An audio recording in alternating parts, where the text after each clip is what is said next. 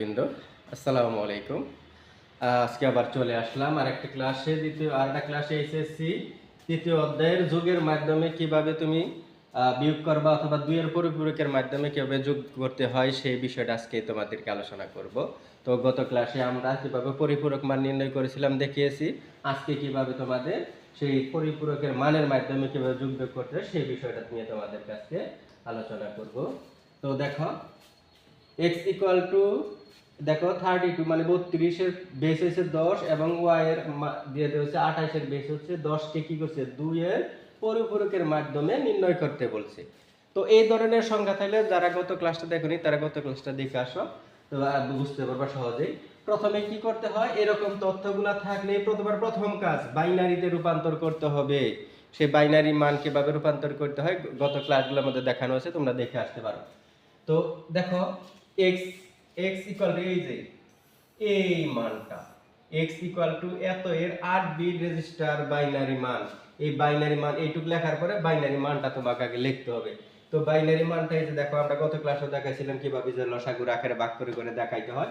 এইভাবে তুমি কি করবে, ভাগ করবা 2 এর 2 দা 32 এ ভাগ করলে 16 হাতের থাকে না 0, 2 দা 16 এ ভাগ করলে 8 দুগুণে 16 হাতের থাকে না 0। এভাবে প্রত্যেকটাই তুমি কি করবা, এভাবে ভাগ করার পরে গত ক্লাসে যেহেতু দেখছো এইভাবে হয়ে যাবে। তো দেখো, এখানে নিচ থেকে উপর দিকে তুমি সংখ্যাগুলো ব্যবহার করবা।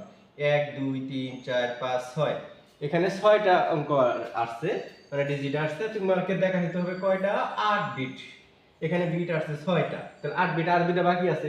তাহলে এই দুইটা আগে কি, প্রথমে শূন্য দুইটা দিয়া তারপরে এই সংখ্যাগুলো নিচ থেকে এক, এই যে একটা দুইটা তিনটা চারটা পাঁচটা ছয়টা, এই যে এক দিকে বাকি শূন্যগুলো যেভাবে দিয়ে দিবা। এটাই হচ্ছে তোমার কি 8 বিট রেজিস্টারের কি গেল, x এর মানের দিক থেকে গেল।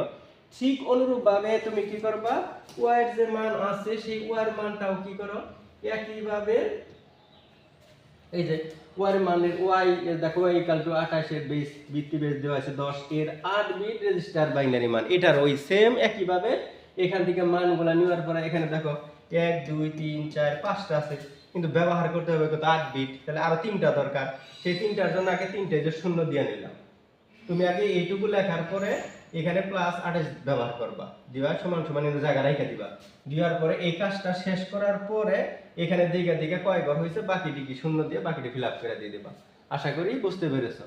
তো এখন কি করবা, সেই কিভাবে যোগ বিয়োগ করতে হয়, কিভাবে যোগ করতে হয়, দুইয়ের পরিপূরক করতে হয় সেই বিষয়টা আমরা নির্ণয় করব। তো আগের সংখ্যাটা ছিল বড়, পরের সংখ্যাটা ছোট। ছোট সংখ্যাটারে আমরা কি করব, এই পরিপূরকের মাধ্যমে দুইয়ের পরিপূরক ব্যবহার করব। তাহলে দেখো, এই যে সংখ্যাটা দেখো এখানে আছে পরিপূরক, আমরা বলেছিলাম গত ক্লাসেও যে 0 আর 1 হচ্ছে কি বাইনারি মান, দুইটাই এখানে ভিত্তি বেস 2 ব্যবহার করা হয়। তো এক্ষেত্রে কি করবা, পরিপূরক প্রথমে 1 এর পরিপূরক নির্ণয় করবা। যে মানটা পাই সেটা 1 এর পরিপূরক। 1 এর পরিপূরক কি, 0 এর জায়গায় 1 আর 1 এর জায়গায় 0 ব্যবহার করতে হবে। তাহলে 0 1 1 1, আবার এই তিনটা 1 আছে তিনটা 0 হবে, দুইটা 0 আছে দুইটা 1 হবে। অর্থাৎ যেই জায়গায় 0 পাবা সেই জায়গায় তুমি 1 ব্যবহার করবা, যেখানে 1 আছে সেই জায়গায় 0 ব্যবহার করবা। এটা করলেই তোমার কি 1 এর পরিপূরক মান নির্ণয় করা হয়ে গেল। এই 1 এর পরিপূরকের সাথে যদি +1 করো তাহলে তুমি কি পেয়ে যাবা, অবশ্যই তুমি 2 এর পরিপূরক পেয়ে যাবে। এই 2 এর পরিপূরক মান, আর 2 এর পরিপূরকের মান এটা কার, এই যে প্লাসের 28 এর জায়গায় তোমাকে কি লিখতে হবে, মাইনাসের 28 ব্যবহার করবা। এটা প্লাস ছিল, এটাকে 2 এর পরিপূরক করে মাইনাসে রূপান্তর করা হয়েছে। তাহলে যোগটা এর আগে ক্লাসে দেখাইছিলাম, দেখো 1 আর 1 এর যোগ করলে কত 2, তাহলে 2 থেকে 2 বাদ দিলে কত 0, এই 0 নামছে হাতে থাকে 1, তাহলে 1 আর 1 এ কত 2, আবার ওই একই কাহিনী, তাহলে 0 এখানে হাতের নাই, তাহলে 1 ওই যে হাতের ছিল 1, এই একই 0 0 এইভাবে তুমি যোগ করে দিয়েছো পরের গুলা। আশা করি বুঝতে পেরেছো বিষয়টা। এরপরের ধাপগুলো দেখো কিভাবে প্রসেসিং করতে হয়। তো আমরা দেখো এখানে এই যে দেখো, আমরা এটা ছিল +32 এর মান, এটা ছিল আগে বাইর করছি আমরা, সেটা দিকে দিকে লিখছি। আর এই যে এখন নির্ণয় করলাম -28 এর মান, এই দুটো দিকে দিকে লিখছি।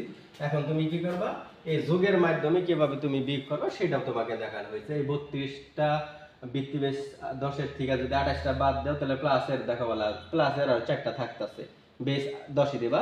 এরপরে কি করবে, এই সংখ্যাগুলো যোগ করবা। 0 0 0 0 1 একই 0 0 1 আর 1 এর যোগ করলে 2, 2 এর মধ্যে নামে 0 হাতে থাকে 1, এটা মনে রাখতে হবে তোমাকে।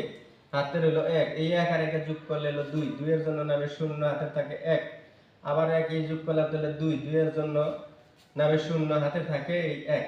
এইখানে একটু দেখো গড়টা দেখানো হয়েছে, কি কারণে দেখানো হয়েছে? 1 2 3 4 5 6 7 8 9টা হয়েছে, মানে আমার বিট তো হবে 8টা, এখানে হয়ে গেছে 9টা। এই অতিরিক্তটা যেটা বামে সেটা হলো ক্যারি বিট, এটাকে বলা হয় ক্যারি বিট। এই ক্যারি বিট কি নয়, গ্রহণযোগ্য নয়। তাহলে সমান সমান দিয়ে এটা বাদ দিয়া যে সংখ্যাটা আছে বাকিগুলো লেখা ভিত্তি বেস 2 দিয়ে দাও। এইটাই হলো তোমার কি পরিপূরকের মাধ্যমে কিভাবে যোগ করতে হয় বা বিয়োগ করতে হয় সেই বিষয়গুলো আমরা দেখালাম।